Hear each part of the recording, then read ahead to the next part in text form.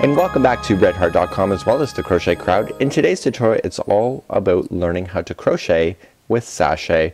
Red Heart Boutique has come out with 3 new product lines: Red Heart Boutique Sashay Metallic, Sashay Sequin, and Sashay Sparkle. This technique that I'm about to show you can be used with any sachet products, including the original sachet that you've been able to find on the shelf for years. So let's get started on showing you how to crochet with sachet.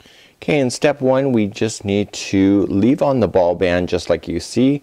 You're gonna use a 6mm or a size J crochet hook. This doesn't really matter for the hook size when you will see how it's done. You just have to make sure that the hook can get through the loops.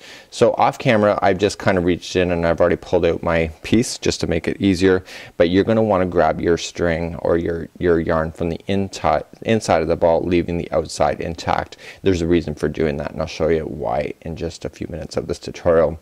So this is called the sparkle, and basically the sparkle exists on the very edge just like you see. So essentially you have all this gorgeous red and then just a hint of sparkle at the end. So as I pull it out you will notice that the yarn is kind of spinning. You see that?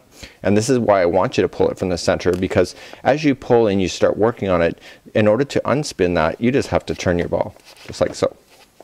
And that's a lot easier than taking this ball and kind of flipping it all around if you're going from the outside. So that is really tip number 1. So essentially I want you to grab your crochet hook and we want to work on the outside edges only. So I'm gonna just come over so it's 1 in just like so, and I'm gonna come from the back to the front. And essentially I'm gonna skip over the middle one here and go to the next one back to front, and I want a total of 5.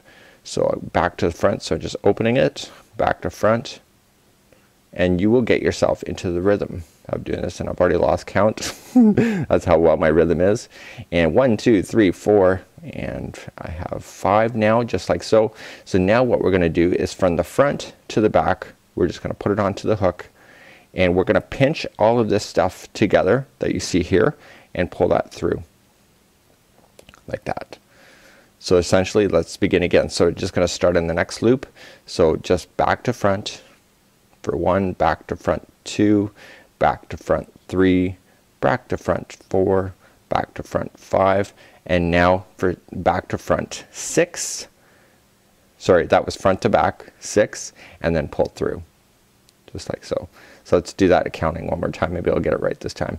So we go into the next loop. So back to front 1, skip the next one, back to front 2, and then we have back to front 3, back to front 4, back to front 5 just like you see, and now this is gonna be 6, so we're going front to back just like so.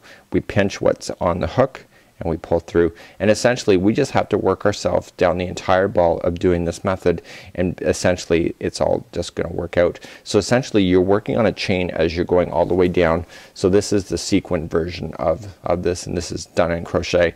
So you can see as you're working, so let's untwist it. See, it naturally wants to twist up so you don't really see this line, but essentially all you're just doing is that you can see that you can have everything bunching together all up within these chains that we're doing. So let's review one more time. So essentially if you remember it, go to the next loop. So back to front 1, skip the next, back to front 2, skip the next, back to front 3, back to front 4, back to front 5, and then 6 is front, pinch, and pull through just like you see.